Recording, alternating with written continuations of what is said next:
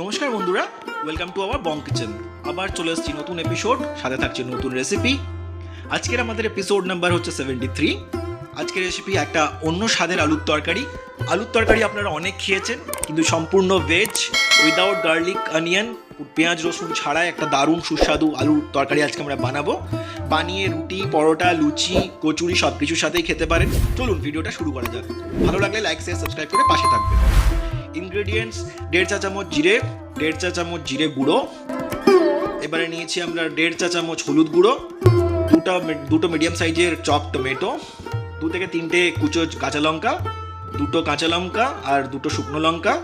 সাথে নিয়েছি 1.5 চা চামচ আমচুর পাউডার, 2 চা চামচ গোটা ধনে, 2 চা চামচ হিং, 1/2 চা চামচ মৌরি আর 1 ইঞ্চ চপড আদা।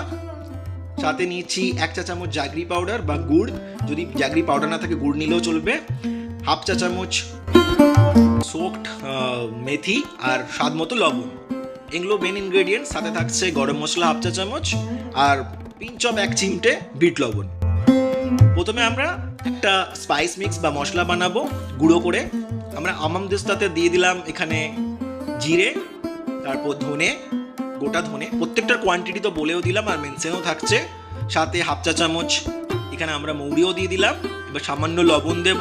আপনারা চাইলে এই জায়গাতে একটু গোটা গোলমরিচও অ্যাড করতে পারেন, আমি কিন্তু সেটা দিচ্ছি না, খুব বেশি ঝাল আমি করতে চাইছি না। এবার এটাকে এরকমভাবে পিষে নিতে হবে, একটু যেন দানা দানা থাকে, একদম পাউডার বানাবেন না। যদি আপনাদের কাছে আমন্দাস্তা না থাকে তাহলে মিক্সিতেই হালকা করে ঘুরিয়ে নেবেন বা শিলনোড়া দিয়ে হালকা করে থেতো করে নেবেন, কিন্তু এটা গুঁড়ো করবেন না, পাউডার বানাবেন না, তাহলে কিন্তু টেস্টটা আসবে না। এটাই বলবো, টিপসটা ফলো করুন, নাহলে কিন্তু অথেন্টিক টেস্টটা পাবেন না। এবার আমরা কড়াইয়ে 3 টেবিল চামচ সর্ষের তেল দিয়ে দিয়েছি। তেলটা ভালো করে প্রথমে গরম করে নিতে হবে। গরম করার পর ওভেনটা একদম কমিয়ে দেবেন। তারপর 1 চিমটে আমরা এখানে গোটা জিরে দিয়ে দিলাম, ফোড়নের মতো সামান্য।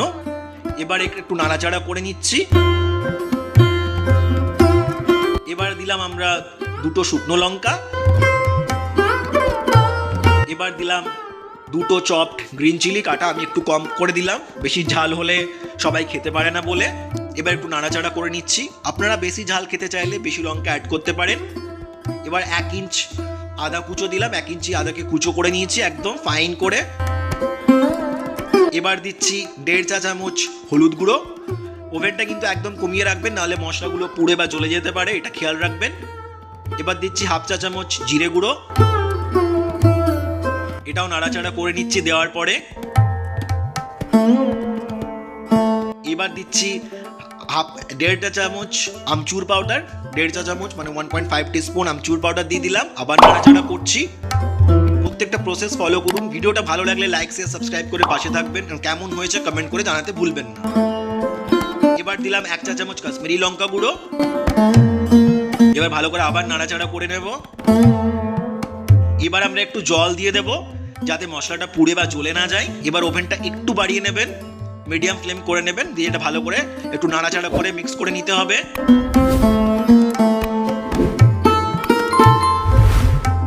যখন এরকম স্টেজ আসবে আমরা অ্যাড করে দিলাম 2 চা চামচ হিং। হিং এখানে একটু বেশি দিতে হবে, হিংয়ের গন্ধটা খুব দরকার, তাই হিংটা কিন্তু কম দেবেন না, 2 চা চামচ অবশ্যই দেবেন।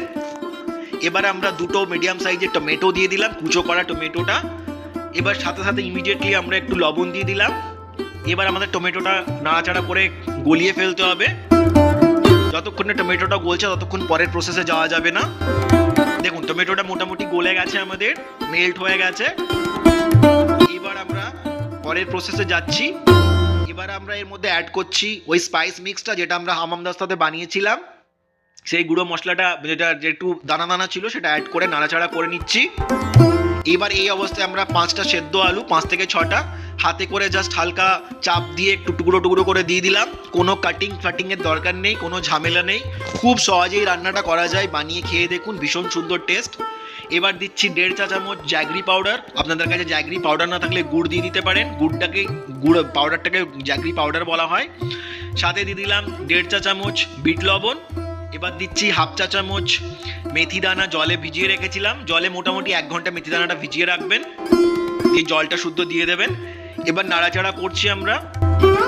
এবার আমরা 1 লিটার মতো জল দিয়ে দিলাম।